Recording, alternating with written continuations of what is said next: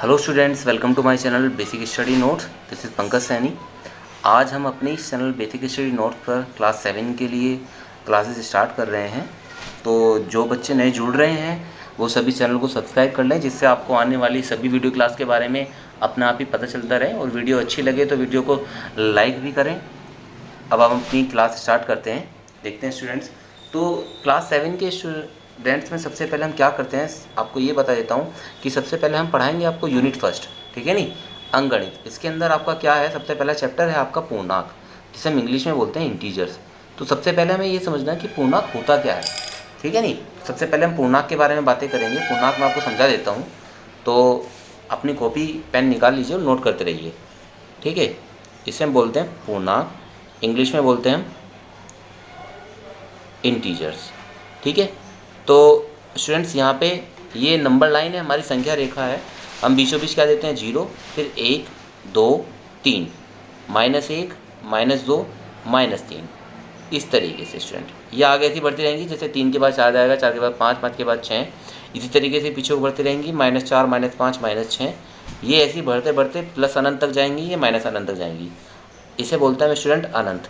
अगर प्लस लगा हुआ है तो प्लस अनंत बोल देंगे, माइनस लगा हुआ है तो माइनस अनंत बोल देंगे, ठीक है नहीं। अनंत का मतलब एक तरीके से समुंदर जो कभी ना ख़त्म हो, ठीक है नहीं। जैसे समुंदर का पानी कभी ख़त्म नहीं होता ना, सेम इसी तरीके से। अब आगे समझते हैं स्टूडेंट, जो 1 से संख्याएं स्टार्ट होती हैं आगे तक की जितनी होती हैं वो सभी आपकी कहलाती हैं धनात्मक पूर्णांक। क्या कहलाती हैं? धनात्मक पूर्णांक, जिन्हें हम इंग्लिश में बोलते हैं positive integers. Positive integers. Chapter के स्टार्टिंग में हम आपको इसलिए ये बातें बता रहे हैं क्योंकि जब आप एक्सरसाइज करना चालू करेंगे तो वहाँ पे ये आपकी बहुत ज़्यादा हेल्प करेंगे। तो आप सभी चीज़ों को ध्यान से समझें और वीडियो को ध्यान से सुनते रहें और नोट भी करते रहें जो हम लिखा रहे हैं। जैसे साथ साथ मैं लिख रहा हूँ, आप भी साथ साथ ऐसे लिखते रहें और समझ कर नोट करते रहें, ठीक है। इसे बोलते हैं हम ऋणात्मक पूर्णांक। ऋणात्मक पूर्णांक इंग्लिश में बोलते हैं नेगेटिव इंटीजर्स। नेगेटिव इंटीजर्स, ठीक है नहीं। और जीरो के बारे में बात करें तो जीरो एक ऐसी संख्या है जो ना तो धनात्मक है, ना तो धनात्मक है और ना ही ऋणात्मक, ठीक है। तो अब मेरे ख्याल से आपको समझ में आ गया होगा कि पूर्णांक हम किन्हें कहते हैं। चाहे संख्याएं सारी प्लस में हो, चाहे माइनस में हो और चाहे जीरो हो, ठीक है नहीं, ये सब संख्याएं मिलकर आपके क्या बनाती हैं, पूर्णांक बनाती हैं, ठीक है नहीं। तो पूर्णांक आपके क्या होते हैं, पूर्णांक के सब होते हैं। बस पूर्णांक क्या नहीं होते, अगर कोई आपसे कहे -2/3 तो ये पूर्णांक नहीं है। बटे में कुछ भी आएगा तो वो पूर्णांक नहीं है। पूर्णांक मतलब पूरी संख्या जो संख्या रेखा पर, ठीक है नहीं। तो ये हो गया आपके पूर्णांक। अब पूर्णांक के बाद हम कुछ चीज़ों के बारे में बात करेंगे। मैंने आपको इस धनात्मक पूर्णांक को हम धन पूर्णांक भी बोलते हैं स्टूडेंट, धन पूर्णांक, ठीक है नहीं। और इसको हम बोलते हैं ऋणात्मक पूर्णांक को ऋण पूर्णांक, ऋण पूर्णांक। अब आप कुछ साइन भी ध्यान रख लीजिए। अगर आपको कहीं भी स्टूडेंट मिलता है plus plus, minus minus, plus minus और माइनस प्लस, ठीक है, अगर दोनों चिन्ह आपके एक जैसे हैं, चाहे वो दोनों प्लस के हों चाहे दोनों माइनस के हों, तो वो हमेशा आपके कैसे होंगे, प्लस होंगे। और दोनों साइन अगर आपके अपोजिट हैं तो वो हमेशा कैसे होंगे, माइनस। मतलब कि अगर अलग अलग हैं तो माइनस के, और एक जैसे हैं चाहे वो दोनों प्लस हो चाहे दोनों माइनस, वो हमेशा प्लस ही होंगे। तो ये आपके चिन्हों का खेल था, ठीक है ना स्टूडेंट। तो हम आपको इतनी चीज़ बता चुके हैं। अब इसके बाद और ले लेते हैं इन्हीं के ऊपर कुछ एग्जाम्पल। जैसे मैंने 2 लिया प्लस का, 2 ही लिया, फिर मैंने देखो दोनों प्लस के हैं, ये भी प्लस का ही प्लस का, 2 और 4 कितने हो जाएंगे, 6, जुड़े नहीं जुड़े। अब मैंने ये -2 और -4 लिया तो ये दोनों माइनस के हैं, ठीक है। माइनस तो आएगा लेकिन दोनों जुड़ेंगे, क्योंकि माइनस का मतलब है साइन कटेगा। तो -2 में -4, तो 2 और 4 कितने होते हैं, 6। भाई किसी पे -2 का कट जाता, -4 का कर्जा उन्होंने और ले लिया, ठीक है। 2 रुपये कर्ज जाता है, 4 रुपये का और ले लिया, तो कर्जा कितने रुपये का हो गया, 6 रुपये का, और कर्जा हमारा माइनस, ठीक है नहीं। तो आपके दोनों सेम चिन्ह हो तो हमेशा जुड़ेंगे, चाहे वो माइनस के प्लस के हो, बस माइनस वाले में माइनस आएगा। अब आप देखिए, अगर कोई संख्या आपकी प्लस की है और दूसरी संख्या आपकी कोई कहीं की है माइनस की है, बच्चा मैंने 3 ले लिया, तो 2 में से 3 जाके क्या बचेगा, चाहे मैं यहाँ पे 12 ले लेता हूँ, चलो 12 में से 3 जाके कितना बचेगा, 9। इसका मतलब ये घटेंगी, क्या होंगी, घटेंगी। 12 में 3 जाके 9 बचेगा। लेकिन स्टूडेंट मैंने लिया यहाँ पे 9 और यहाँ पे ले लिया मैंने कितना, 10। तो 9 में से 10, 9 में 10 जाएंगे तो कितना आएगा, -1। क्यों आएगा, क्योंकि यहाँ पे देखिए, यहाँ बड़ी संख्या में से छोटी संख्या घट रही है तो इसलिए बड़ी संख्या आएगी, ठीक है, प्लस की होगी। बड़ी में से छोटी घट रही है इसलिए प्लस की है, लेकिन अगर छोटी में से बड़ी घटे तो कैसी आती है, माइनस की आती है। ये आपको ध्यान रखना है। मतलब देखिए, अगर बड़ी संख्या आपकी माइनस की है तो घटेंगे तो, लेकिन उत्तर क्या में आएगा, माइनस में। अगर छोटी संख्या आपकी माइनस में है, ठीक है, तो आएगा क्या में, प्लस में। अगर बड़ी संख्या प्लस की है तो प्लस में, बड़ी संख्या माइनस की है तो माइनस में। बस ये याद कर लीजिए, ठीक है। अब आते हैं अपने क्वेश्चनों की ओर कि हमारे एक्सरसाइज 1.1 में कैसे कैसे क्वेश्चन हैं। आप ध्यान से समझिए, क्वेश्चन आपके हर समझ में आएंगे, लेकिन अब तक जितना मैंने आपको पढ़ाया है, जितनी भी मैंने आपको चीज़ें लिखाई हैं, वो सब अपनी कॉपी में नोट भी करते रहेंगे। देखते हैं आगे स्टूडेंट। फर्स्ट क्वेश्चन है, देखिए उसने नंबर लाइन ही दिखा रखी है जैसे मैंने आपको बना के दिखाई थी, ये सभी हमारे पूर्णांक हैं। तो कह रहा निम्नलिखित संख्या रेखा जनवरी के महीने में विभिन्न जगहों के तापमान को दिखा रही है, ठीक है नहीं। तो विभिन्न जगह के तापमान है। संख्या रेखा पर ध्यानपूर्वक निरीक्षण करके प्रश्नों के उत्तर देने में कौन सा स्थान सबसे ठंडा है। तो आप देखिए स्टूडेंट, यहाँ पे 11 डिग्री का टेम्परेचर है, यहाँ पे 4 का है, यहाँ -8 का है, यहाँ -12 का। तो आप बताइए कौन सा ठंडा है। तो सिंपल सी बात है, हमें साफ साफ पता चल रहा है कि श्रीनगर में सबसे कम टेम्परेचर, तो सबसे ठंडा स्थान कौन सा हो जाएगा स्टूडेंट, श्रीनगर, ठीक है। इस तरीके से हम हल करते रहेंगे। अब देखते हैं आगे स्टूडेंट, अगला क्या था, क्या कहा उसने, कौन सा स्थान सबसे गर्म है, कौन सा स्थान सबसे गर्म है।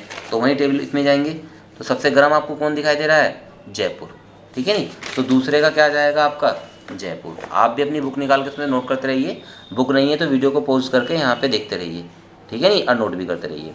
जम्मू और रायपुर के बीच में कितना अंतर है, जो जम्मू और रायपुर के तापमान में कितना अंतर है वो बताना है। तो जम्मू का जो तापमान है स्टूडेंट वो कितना है, देखिए जम्मू का तापमान है हमारा -8, और श्रीनगर का तापमान है हमारा -12। तो कितने का अंतर है आप मुझे बताइए इनके तापमान में। तो हम यहाँ से देखेंगे -12, ठीक है, और -8, इनका में क्या निकालना, अंतर। क्या निकालना भाई, ये -12 है और ये -8 है, और इन दोनों का में क्या निकालना, अंतर। तो अंतर के लिए माइनस करना पड़ेगा, -12 है। अब देखो माइनस माइनस क्या हो जाएगा, प्लस हो जाएगा, तो +8 हो गया आपका। ये माइनस माइनस क्या हो जाएगा, प्लस। अब 8 में से 12 के कितने बचेंगे स्टूडेंट, -4। तो कोई आपसे पूछे कितना अंतर है तो कह दोगे -4 का अंतर है। कितने का अंतर है, 4 का, ठीक है। अब आते हैं स्टूडेंट आगे, मेरठ का तापमान कितना है। तो आप जाके वहाँ पे देखेंगे मेरठ का तापमान कितना है, जो भी होगा, ठीक है नहीं। नंबर 2 क्वेश्चन, यदि एक हवाई जहाज समुद्र तल से 5000 मीटर की ऊंचाई पर उड़ रहा है और उसके ठीक नीचे समुद्र की एक पनडुब्बी 800 मीटर गहराई में है, तो उनके बीच की ऊर्ध्वाधर दूरी कितनी होगी। मतलब ये समुद्र तल है स्टूडेंट, तो ऊपर तो हवाई जहाज है और नीचे आपका क्या है, पनडुब्बी है। तो यहाँ तो आपकी 5000 है स्टूडेंट, ये तो 5000 की ऊंचाई पर है, और ये 800 मीटर की गहराई पर है। तो दूरी तो कभी नेगेटिव नहीं होती, आपको ध्यान रखना चाहिए। अगर क्या आप कभी बोलते हो, जब आप, अगर आपका स्कूल आपके घर से 2 किलोमीटर की दूरी पे है, तो आप सभी हमेशा ये आपने ये सुना होगा कि मेरा स्कूल 2 किलोमीटर पे है, मेरा 5 किलोमीटर पे, मेरा 6 किलोमीटर पे, 1 किलोमीटर पे। क्या किसी बच्चे ने कभी ये कहा है -2 किलोमीटर पे है मेरा स्कूल, या -10 किलोमीटर पे मेरा स्कूल, ऐसा नहीं बोला होगा कभी भी। तो स्टूडेंट्स, कभी दूरी नेगेटिव नहीं होती। तो हमारे लिए दूरी तो वही है।